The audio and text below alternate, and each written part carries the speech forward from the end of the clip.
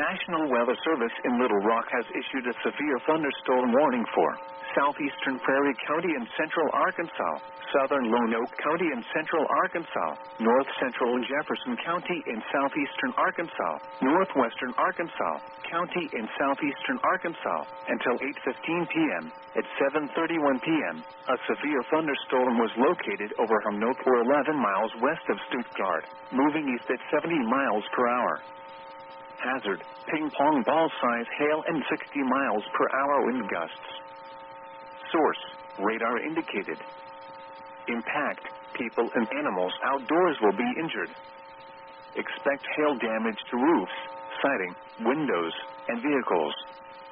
Expect wind damage to roofs, siding, and trees. Locations impacted include Stuttgart, DeVal's Bluff, England, Humphrey, Humnoke, Kiel, Ulm, Brummett, Parker's Corner, Stuttgart Municipal Airport, Allport, Coy, Tucker, Getsy, Maine, Slovak, Tallville, Color, Wright, Tomberlin, Pettis,